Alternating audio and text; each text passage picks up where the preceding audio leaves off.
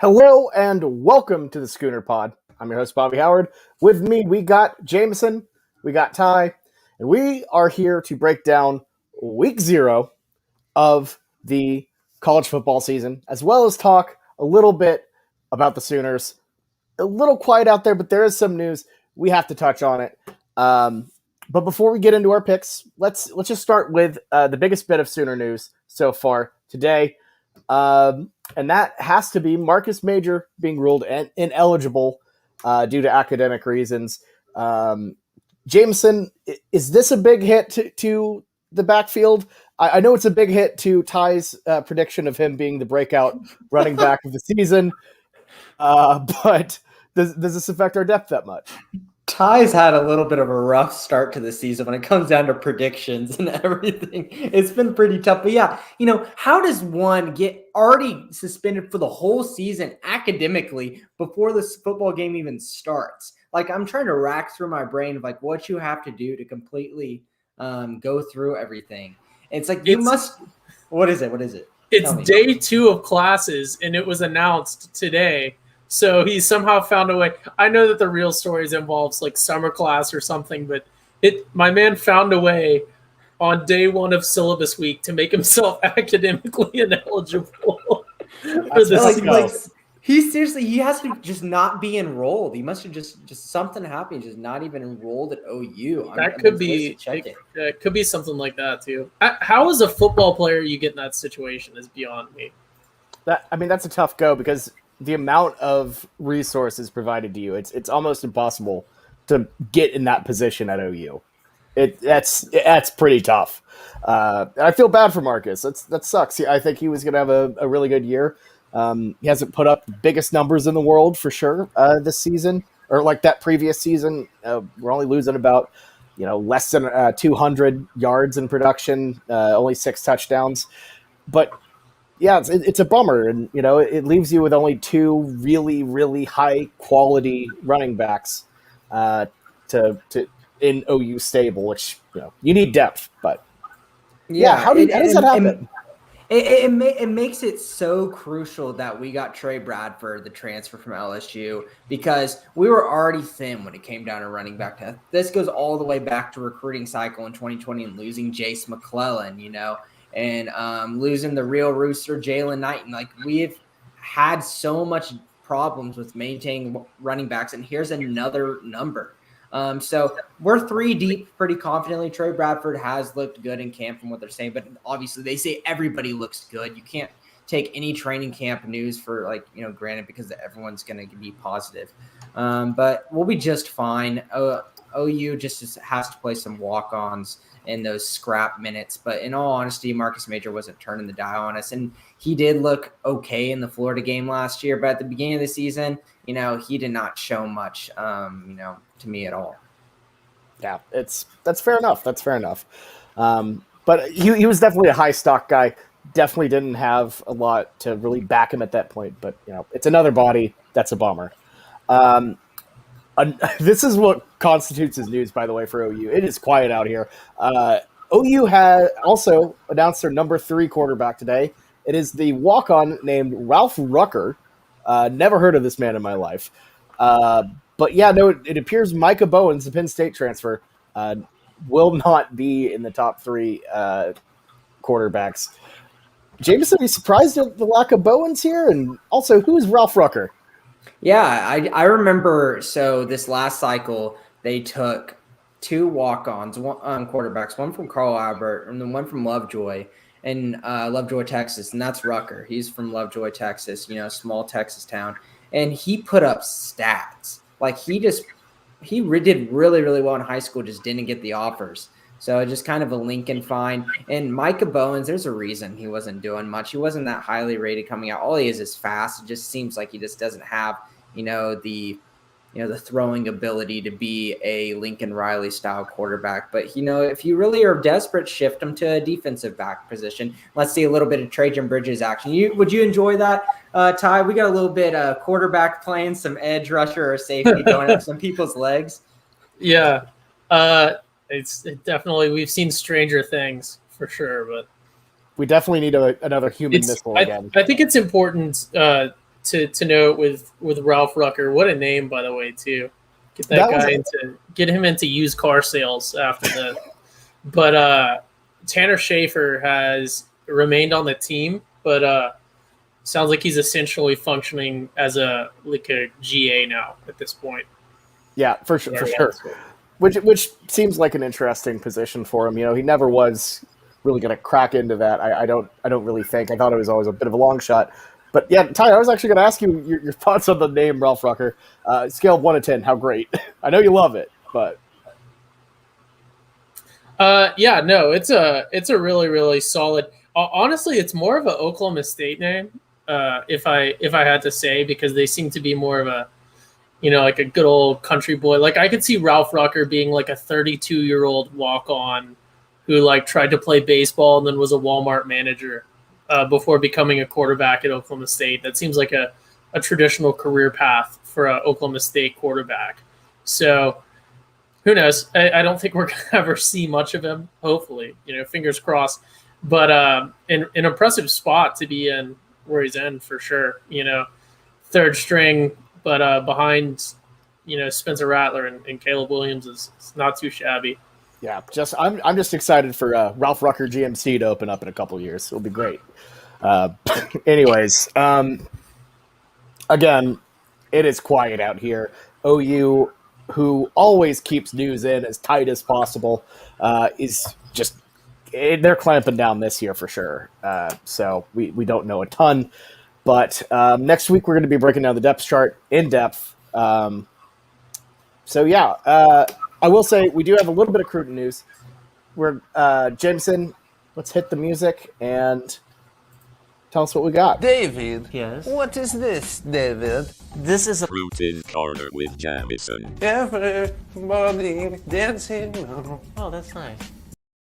Yeah, number 1 wide receiver in 2023. So that's not the current class coming through. That is the next class is committed to OU to play football. And it just is the effect of having a big-time quarterback in your class. Malachi Nelson being there, and he's bringing all these people with him. And it's hopefully it turns into what we hoped for really the most with that Caleb Williams class. It really could end up being, 4 or 5-star wide receivers next to him before the end of it goes. So, which is just absolutely unreal, but we've seen it and we saw it in this this class that's going on right now. You have to hold on to these guys. Hopefully we do our best there and none of them get spooked off by or get sold on, hey, why would you want to go to a place when there's 3 other 5-stars whenever you could come to Georgia? You could come to Alabama and you don't have to compete with one other one, or you go to somewhere else. Not like an SMU or a Missouri like the people doing this year. I hope that would never happen again. But that it's going to get pitched and we might lose one. But just know that Mekhi Lemon, who's one of them, best friends Malachi Nelson, he's solid. And then one of the other 5-star wide receivers just transferred to the same high school as Mekhi and Malachi. So those two I feel pretty good on. Jalen Hale is another lean 5-star wide receiver out of Texas in that same class.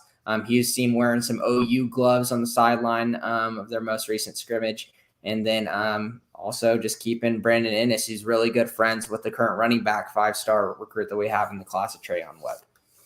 Yeah, definitely. That's what it's about. Just keeping them all in, just keep it going. But, especially after the loss of, the number 1 guy in, the 22 class, getting a guy like Ennis is just massive. You just got to keep it up, keep everything in control and keep it going at this point.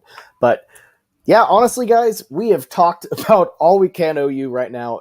It's getting to the point where the only thing you can do is just, kick the ball off and get going. But here's the thing. We got football this week. And not only do we have football this week, we have games to pick. And I, for one, am thrilled. So let's just dive right into the weekend spread. And I can't believe I'm saying it. It's time for the weekend spread. Let's get this thing going. And here to kick off week 0, we got our friend, our pal, Bowden Blake. Welcome onto the stream, buddy. Are you excited? We finally have college football back, man. Dude, we finally got college football back in. What a perfect slate to start out with. Honestly, We got a lot of bad games, but that's what you want. You want to get some picks in, hopefully win some. Like I remember last year, the BYU Navy game won that big whenever we found out Navy hadn't even been doing contact practices up until game time. Those are the moments that help you warm up, give you confidence for the season. I'm just so happy to be on the Pick'em podcast this year. No more dice. We're retiring them, and I'm back. I'm picking them with some actual analysis, and this is going to be fun. Got a little cocky there with the dice. Thought you could beat us with just random chance, but He did. hey, He beat me. happens. He actually beat Jameson. Raw TCU. Am I right? Yeah. If anyone caught on to what we were doing last year or watched any of my updates, yeah, I had to listen to 18 hours of TCU's fight song, as well as Blake had to listen to 18 hours of OU Boomer Schooner because he did not beat all of us in here. But there's always these little things that will just hit me in my head. And all of a sudden, if I hear these stupid tubas probably this year, I'll be at an OU game. And, if I hear just tubas of OU, I might have flashbacks from the stupid tubas in the background of TCU. Just try not to go to the TCU game this year. I'm sorry, Blake. Go ahead. And I had the hella aggressive xylophone in the back of the OU fight song that somebody was just trolling me that came in, was playing random notes on the xylophone. I've listened to other recordings since then, reviewed the files, haven't found anything remotely similar to the fight song that I was listening to. It was horrific. I'm never going to do it again. Good thing is we'll figure out some punishment or something to do this year, but I can at least fall on the fact that this is my own analysis. I'm not relying on dice for stupid picks anymore, and I can actually bring back my skill, which was sorely missed last year. For sure. Ty, as the champion of last year's Pick'em, how are you feeling? You ready for a repeat? I am. I'm going back to the same method as last year, which is to not prepare whatsoever and just shoot from the hip. Well, all right. I'm for it. And, it's week 1, so that's the perfect time to shoot from the hip. Let's start with our very first game.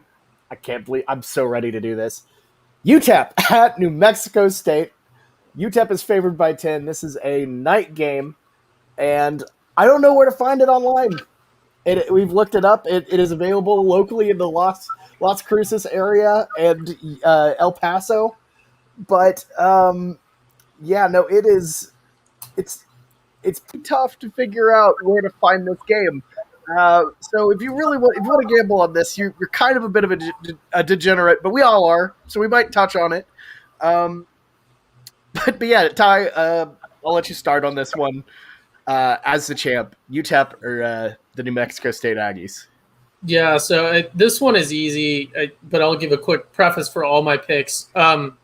It's week 0, so who knows, really. I stand by the belief that really until we get into conference play and arguably even the second week of conference play, you really don't know what we're dealing with a lot of these teams, minus some nice marquee matchups that we're really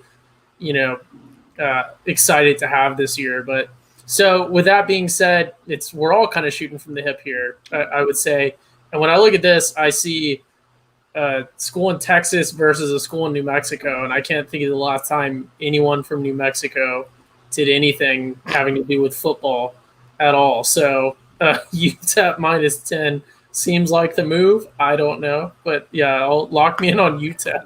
New Mexico State's mascot is legitimately shooting from his hip in the logo. You had it right there, Ty. You had it. New Mexico State's mascot looks like a Disney Channel original version of Texas Tech. Like if they wanted to imply that it was Texas Tech, but they didn't want to pay licensing to use Texas Tech. Oh my That's God. what it looks like. That's excellent. That. I mean, it's pretty accurate though. Blake, I'm sure you have some good analysis for this. UTEP or New Mexico State?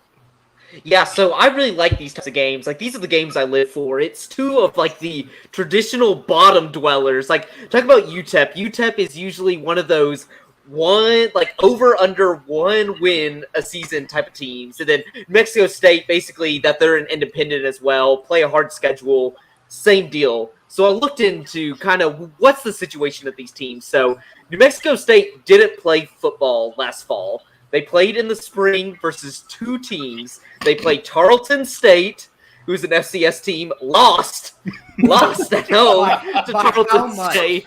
By how much? Say by They how lost much. by like 7. Let me see. It doesn't was matter. No, 43-17. 43-17 to Tarleton State. State.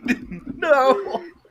So they lost 43-17 to Tarleton State. And then the next FCS team they played is Dixie State. Dixie State, as what it sounds like, is not from the South. It is from Utah. It was their first year as a program, and they beat them by 7 points. So they beat a team that just fielded their first football team ever at home by 7 points. And so that's why I was so shocked when I see the spread. I'm like, these are two bad teams. Why is it by 10 points? That's why it's 10 points. New Mexico State had 2 games 3-4 months ago and all got blown out by one FCS team. And so the only reason that you could even think about New Mexico State, they brought in a whole bunch of transfers. Basically every disgruntled 4 or 5 star that has played 2 or 3 years at a different program. Like, I looked up their best transfer, who's this guy named Amari Samuels. He played at Michigan. He got 18 touches back in 2018. He hasn't seen the field in forever. He was a 4-star, but he's going back because he's from New Mexico, stuff like that. So they bring in a whole bunch of these transfer guys, but even then, that is not enough for me. I have to back the Miners here. The Miners are actually a decent offensive team. They're in the top 100 on all the good offensive metrics, passing, rushing. They look like they're going from a 1-win-a-year program to a 2-win-a-year or 3-win-a-year program, which is incredible progression for a team stuck in El Paso. So I am going to go with UTEP here. New Mexico State's horrendous. UTEP's better than Tarleton State. I will die on that hill. Give me the Miners. That's a bad hill to die on. That's not even a hill. It's like a little mound. Okay, Jameson, any thoughts on this game? What do you got? I'm really disappointed because Tarleton State would be a team I want to hop on as the new Boco if they had something fun, but they're the Texans, and that's just so boring. Come on. So, I was saying the same thing. Tarleton State, 43-17. Is that all I need to say? Just give me UTEP -10 on this one. Okay, I'm gonna zig while y'all are zagging. I know what I heard about Tarleton State. Oh, no. I know what I heard. Gonna start from a hole and never recover. With that being said, UTEP also has historically not been very good. I know they're a little bit better, but I think this could be a rock fight because you know what? It's a rivalry game, folks. It is the I-10. I think it's the I-10 war. And what they They have say. a good name. The I-10. Yeah, they just picked Have the a highway name for their rivalry. And not only that, UTEP hasn't beaten New Mexico State in a couple of years. So I'm just saying, New Mexico State has the 4-game winning streak here. I'm not saying they'll win straight up, but I could see it being a rock fight. I could see it being just a disaster overall. So give me New Mexico State to cover the spread. I think it's going to be a total mess. I would love to see how it goes. Our guy in the Bobby, comment. can I add one more thing? Yeah. What do So you got? I love reading those preseason guides and stuff that go through small little analysis of every single team. And I saw this quote that I think fits New Mexico State perfectly. It's from one of those anonymous opposing assistant coaches, somebody way down the line. But they said New Mexico State really struggled against a new FCS team in Dixie State. And this year they actually have a Mountain West, mostly Mountain West schedule for 2021, and they are not ready at all for that. He literally said that. Most of them are oh, they can improve a little. UTEP's was they're in El Paso. It's a little hard to recruit people down there. This one just straight up said they aren't ready for anything that they're going to hit this year. New Mexico State's going to get flat out barn burned. And Bobby, as Ty said, it's going to start out in a hole at the beginning of the year. Hey, so look, it worked out decently for me last year. I picked Navy, even though they hadn't played a single. I mean, it didn't work out for me in that game, but maybe I need to work out the rust. I need to work out the rust. I did have a bad year last year. There's no excuses there, but I will hang my hat on this. I was huge on Zach Wilson coming in when we were doing our week 0 picks. I said I really like Zach Wilson. I think that he isn't getting enough hype. Just gonna put that out there. Fair enough. I will say, if you like UTEP, definitely probably go with UTEP here. New Mexico State sucks, but I think it could. I think this game could be a mess. Week 0 games always are a bit of a mess, but we'll see how it works. New Mexico State has more recent practice, I guess, in losing to Tarleton. Next up, another game. UConn at Fresno State. The UConn Huskies have returned to playing football after a year off. It's their first year independent, and their first opponent, Fresno State Bulldogs. Fresno favored by 27.5. I don't understand what everyone's laughing about. That's UConn's logo.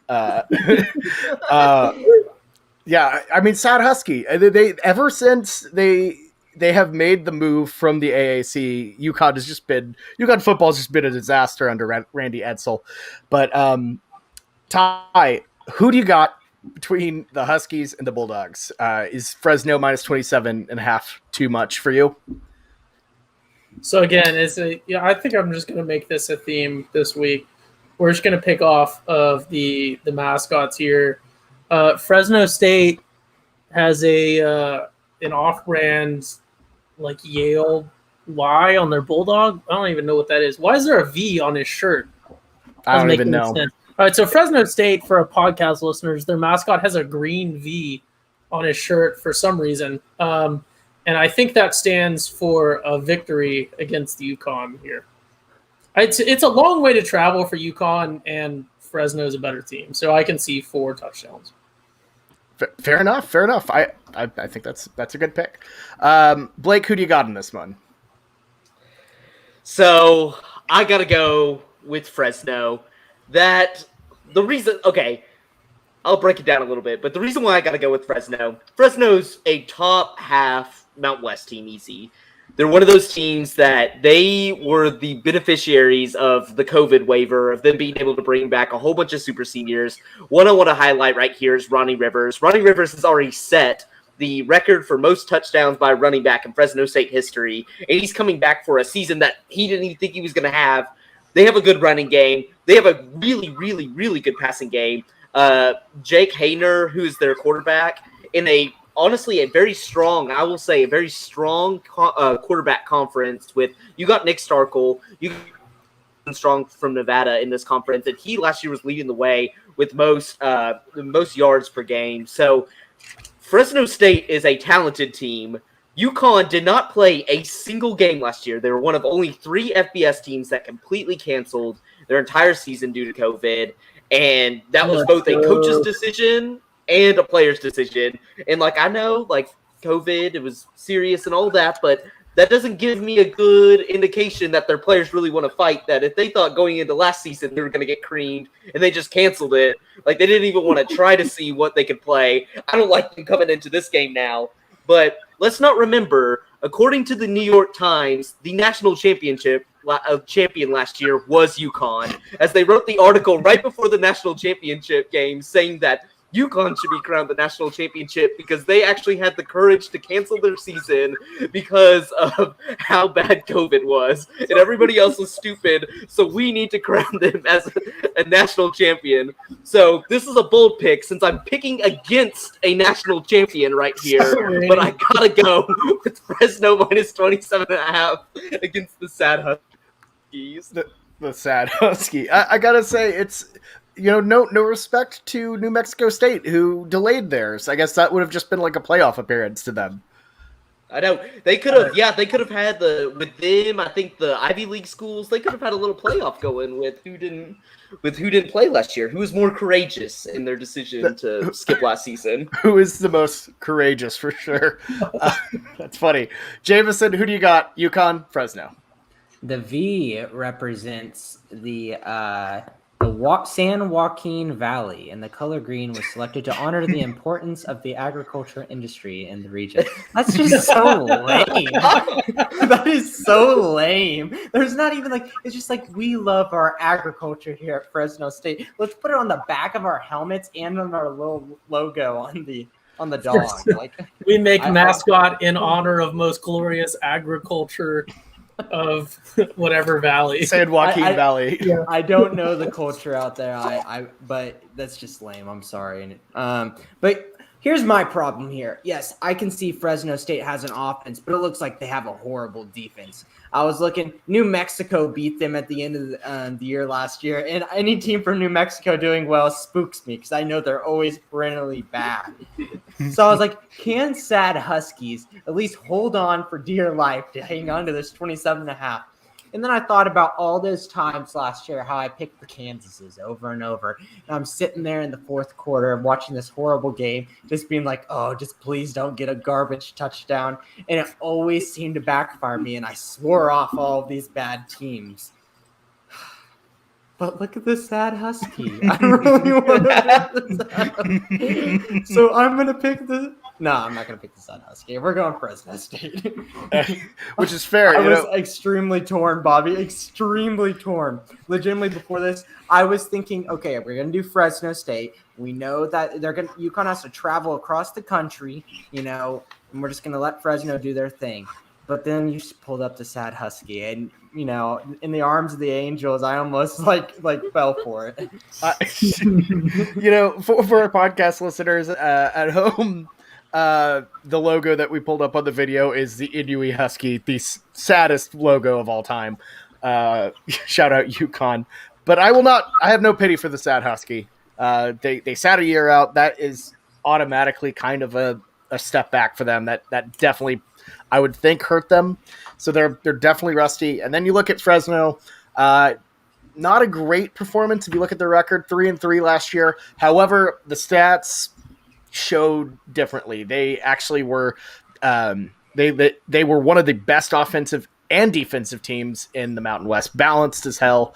Had a 3-game winning streak until 2 of their games got canceled, and then they hit a wall with Nevada and New Mexico in close, about 10-point losses each. That's a hard layoff to have after such a short season. So I'm going to go with Fresno here. I think they win big. I think UConn is rusty and, frankly, just not ready for it. So we'll see how it goes. Moving on. Next up, we got the Hawaii Rainbow Warriors at UCLA. UCLA is favored by 18 points here. This one on ESPN, 2:30 kickoff. Ty, I feel like Hawaii is always a early staple here, but this is UCLA's earliest kickoff ever. Do you think the Bruins, are gonna defend home ground here, cover it against the off-island Hawaii Rainbow Warriors? Wait, so I got 2 things. One, this is not UCLA's earliest kickoff ever, is it? Not by time, no, but by date, yes. Okay. It's an early by date, okay, yes. Fair. Okay, I thought you meant by time. I was like, it's 2:30. I understand they're in a different time zone, but I lost my train of thought. Oh, second thing, I like this might be an offline thing, but I think we should, jumping into week 1, I like how we're doing the picks, like last season's winner and then down, because that kind of gives advantage to the sort of like the draft, bottom teams and up. This is so not anyways, that. actually, Bobby just leaves himself for last. I'm just going clockwise. Yeah, no. What I was saying there I'm was going like, clockwise. I think we should do 1, 2, 3, 4 in like the postseason standings becomes the picks, so that when it gets strategic later in the season, when we're trying to just pick to beat each other, there's some advantage to the people going later. Anyways, I'm not just making my picks off of yours, Ty. I'm not trying to make my picks with hard science. Don't listen to Blake. Blake is legally trained in the ways of misdirection and things. So anyways, back to football. Hawaii, I looked up. I was doing my research for the stats.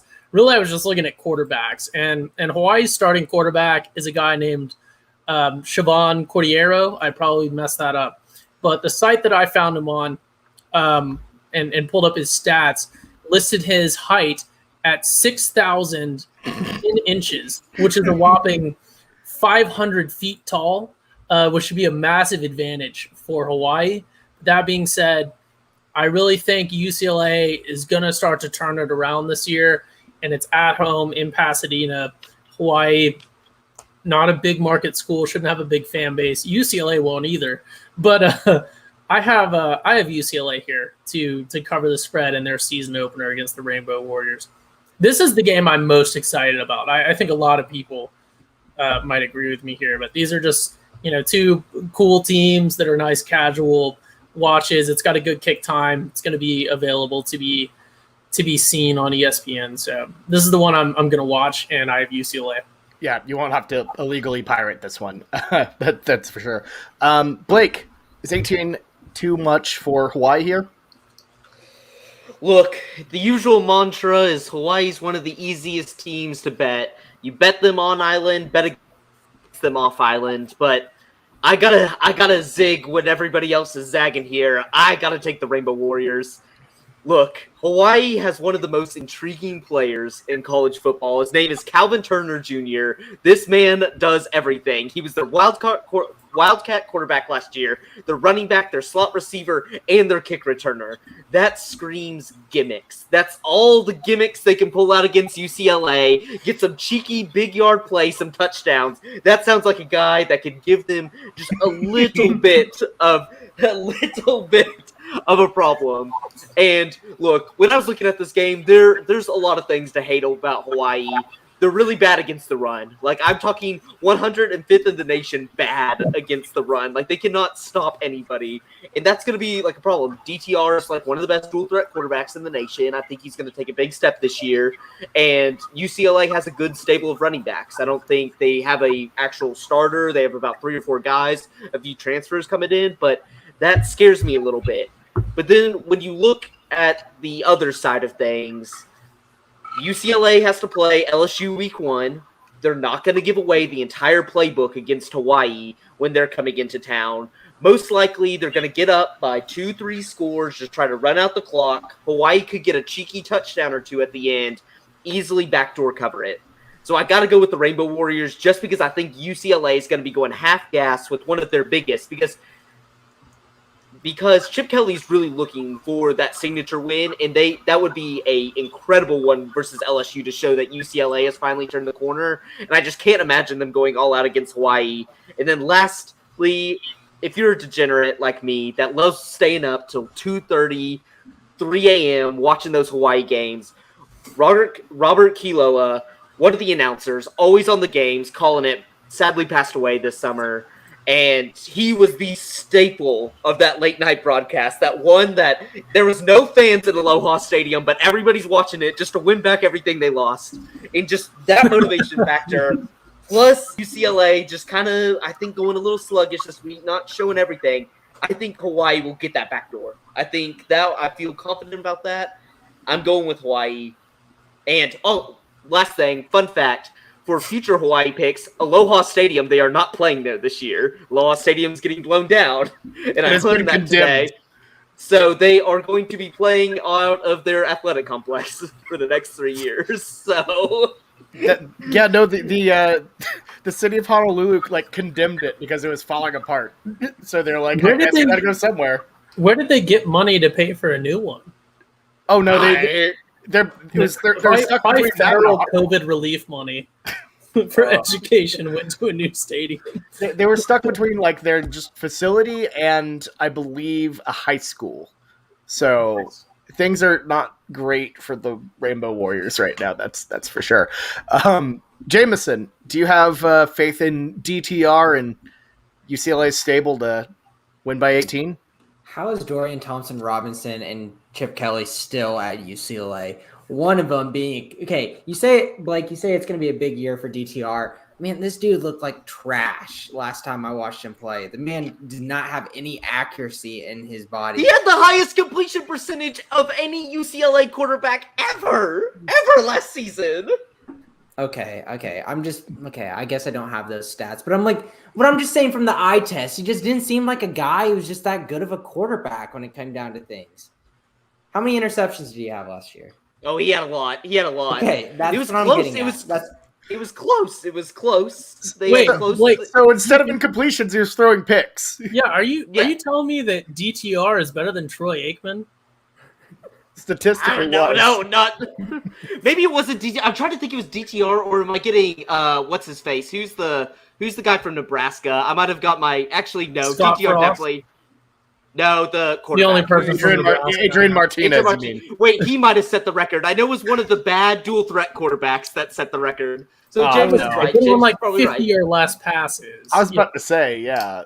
Anyone can have a great record when they throw like one pass. UCLA didn't have a bad record last year, though. No, they didn't. They literally all their losses were by one possession or less last year. So they here- they were in every game. 6-point loss to Colorado, 3-point loss to Oregon, 7-point loss to Arizona State, 5-point loss to USC, and a 1-point double overtime loss to Stanford. So And really, they that's returned not bad. 19 starters. 19 starters. 19. Yeah, Okay, so I'll say this about DTR. I was thinking more 2019. He had 12 interceptions in 2019. Yikes. But you did, okay, I'll give it to you. 65% completion, 4 interceptions last season on 138 attempts. So, that is an improve. Definitely give it to him. But what I was getting at is I think UCLA, they have to do something big here. And all of this Hawaii Stadium news just hammered it down more to me that I'm going to pick UCLA minus 18. Fair enough. Here's my thing. I get that UCLA has, played well last year in some ways, but they kept every game close, no matter what it was. And not only that, but if you look at Chip Kelly against non-conference opponents, he has not won a single game against the spread.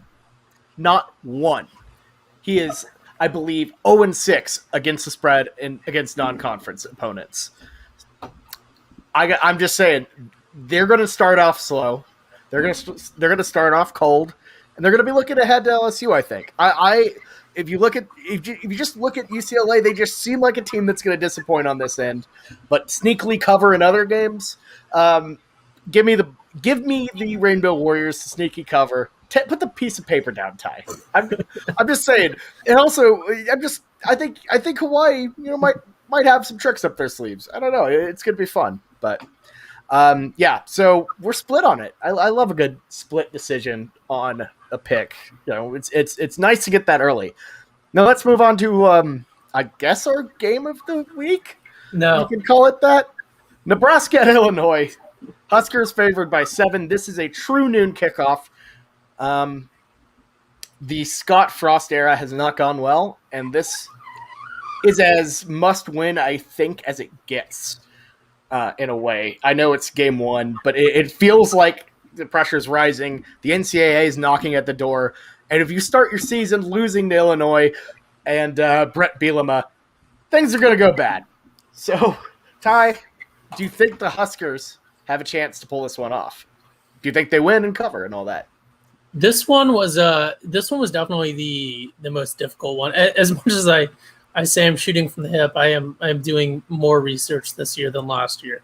This one was really difficult because Nebraska, I just don't know. We've constantly had this hype, and again, shout out to Scott Frost for what he did at UCF. That was kind of ridiculous. What he was able to pull off there. It wasn't a national championship by any means. We have an established method of determining that, and they did not do that. But super impressive what he did there. But at Nebraska, it's just he's brought over so much hype in every year that it's like, how many times are we going to have to get burned before we realize? And I don't think that Scott Frost is incapable of coaching well at a Power 5 school by any means. I don't want to, talk crap on Scott Frost or something. I will when we get to OU playing them, but I think he definitely could succeed in an area where he's given the tools to succeed and the support to succeed, because ultimately you can only do so much with what you're given. So it really, I know I'm going to get burned. I'm going to ride with Nebraska here because I know that he has it in him. And I really think he's the biggest key here, but I could see Nebraska straight up losing. Illinois outright does not seem like a bad take at all. I know some of you guys are probably going to disagree with me. I'm going to take Nebraska here. I know I took all the overs this week. I promise that's not going to be a theme, but This one was rough. So would you go with the line is 55? Would you go with Nebraska on this one on the over, or well, both of them on the over under? I'd probably take the under. I would take the under and still in Nebraska. I got to ride with my Nebraska cover that I picked. I'm obviously not going to be putting. I don't have any expendable income currently. I'm not going to be putting any money on any week 0 games, but I would not. If I were anyone, I would not put any money on this game unless you know some insider info that I don't. But yeah, I would take the under, and I would still take in the Nebraska cover. Fair enough. Blake, you had your tip on Adrian Martinez. Do you think he's going to lead the Huskers to a cover here? I think so, and Nebraska kind of falls into a similar path that you look at UCLA. It's besides basically Ohio State, and then whenever they played Illinois last year, they were one possession or less losses. Like, that's how close Nebraska was, and I know the record doesn't show it, but they're really in games. And kind of like Ty was saying, I don't think, like, Scott Frost isn't incompetent. He was obviously able to do well at UCF, and I believe like maybe he's not going to lead them to what they want, being like these strongholds in the Big Ten West and really be that perennial power. But I think he's a really good coach. And also, like, another storyline going on it when you have all this stuff come out about the recruitment violations, and not recruitment violations, but practice violations and all that type of stuff. They're trying to, I call it the Jeremy Pruitt, what happened to him in Tennessee, where my conspiracy theory is schools kind of leak these minor violations because it gives them an excuse that if Scott Frost doesn't perform well, Nebraska can fire him for cause by saying, oh, it's all these violations, but these violations are just going to be small fines. So I think Scott Frost is feeling it down his neck right now and is really going to try to motivate these guys, try to get that win. They got blown out by this Lovie Smith team last year, and Lovie Smith was a horrible college coach, and I just can't imagine, like, they were bottom tier everything, and they're returning guys, but they're returning the really bad guys. That Brett Bielema, he wants to play good defense, he wants to run the ball. They don't really have the assets for that now. So I think this Illinois team is going to look really bad this year. It's going to take a few years for them to kind of get set up with how Brett Bielema wants to do it. I think Nebraska is just like, if they lose this game, Scott Frost is done. Like, I bet they just fire him. They're going to say it's the NCAA violations and just fire him. And so I think with that in mind, I think at worst is a push, but I just think Nebraska comes out of the gates really firing to show that they're still a competent team. You got to love a must-win for coach game. You know, that usually I feel like OU's been on the end of a lot of that when facing, Texas coaches who are about to get fired. Shout out Charlie Strong. But, I don't know. That'll be interesting to see how that plays out. Jameson, who do you got between the Huskers and the Illini? Yeah, this is the one I feel the most comfortable on picking, just because obviously these are teams that we've dealt with in the past. And secondly, I always pick on kind of just storylines. What can I see in like the future that would just make sense? I kind of see Nebraska coming in undefeated into Norman, and I understand we're picking the spread here, but like Blake said, I just don't see much from Illinois. And I read this article before we came on. I was like, no way Adrian Martinez is still there after all of the shenanigans last year of him being, in and out at starting quarterback. The first thing, it was like, Adrian Martinez set to strive as the undoubted starting quarterback in 2021, and some Cornhusker fan-sided account talking about how he could go to the NFL if he does well this year. I go, oh no, I should pick against Nebraska now, but I was already set on it. We're going Nebraska minus 7. Fair enough. And I will say this. Blake mentioned it a little bit.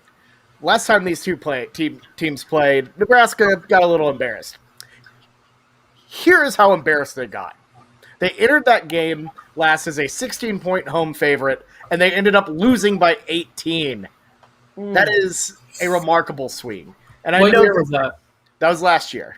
I know that's not this year. That's recent enough.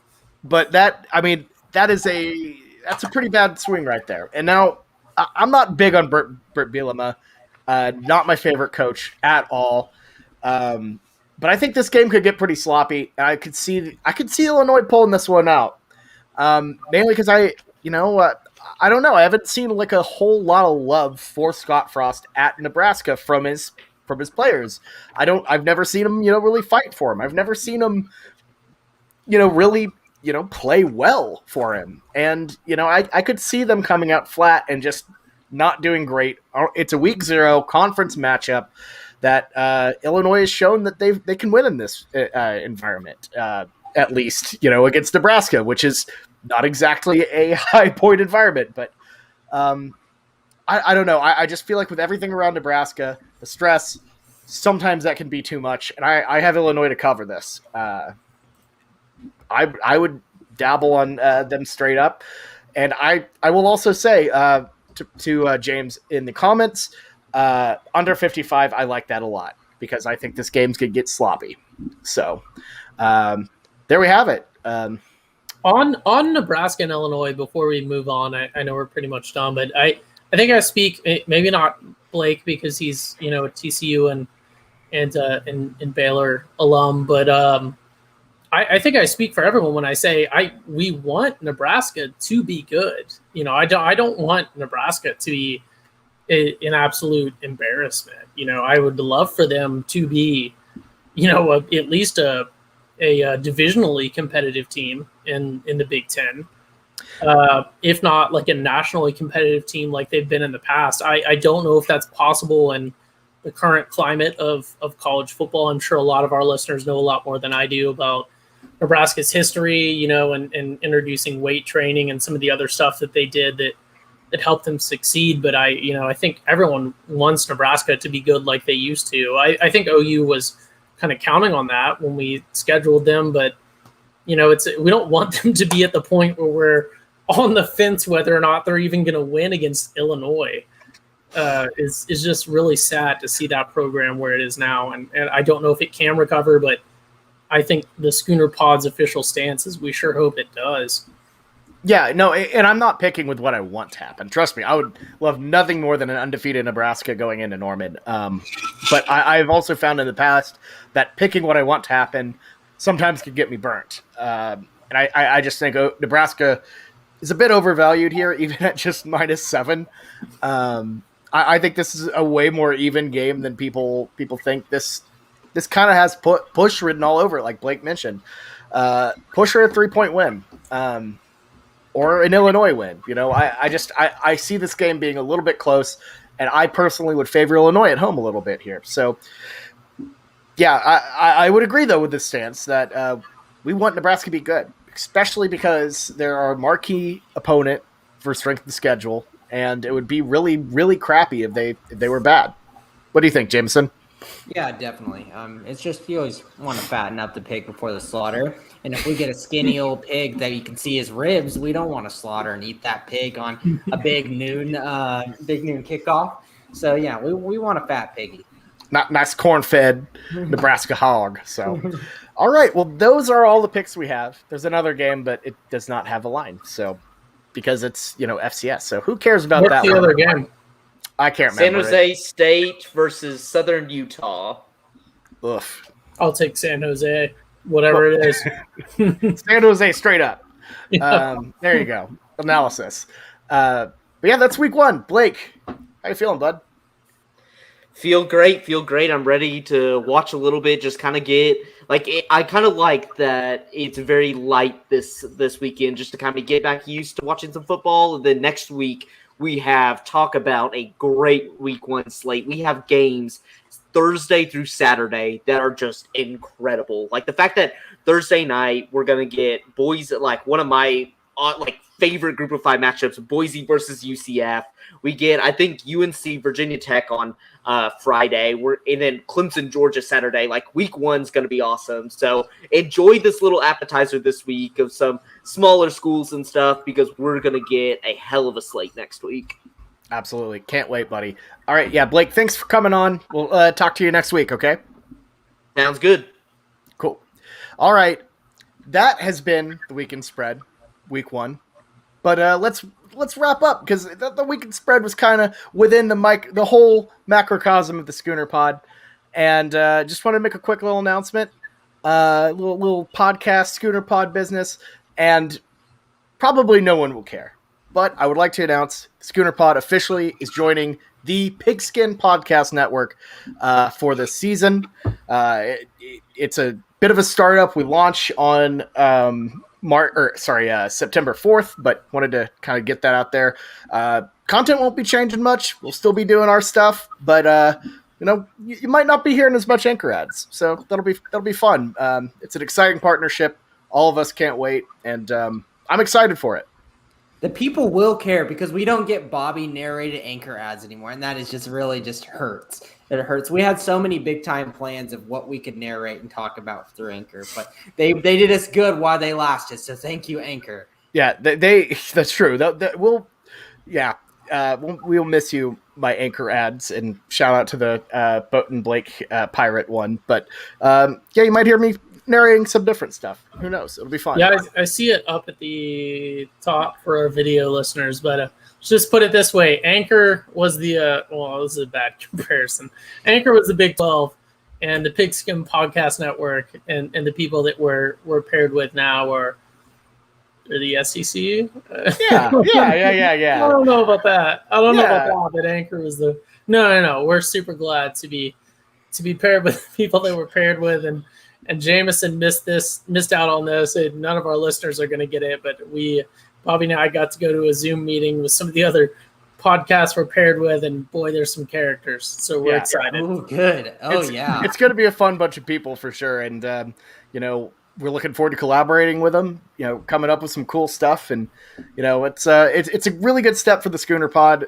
So not sure how much of y'all care about it out there, but trust me, I'm really excited to see what it entails, and we got a lot of really cool content coming our way. This allows us to do a lot more cool stuff for sure, and we're hoping this partnership really can help take this podcast and the Schooner blog and everything to the next level. And guys, I couldn't have done it without y'all, and I'm really happy that we're taking this next step together. So I will say for our listeners, and then I'll shut up for Bobby to close it out. But I know most of our listeners are friends and family, and I want to say that this new pairing is going to allow us to do things that are a bit more professional, but still what you guys know from us, and it's going to allow us to really justify the time and then the increased time that we put into this podcast being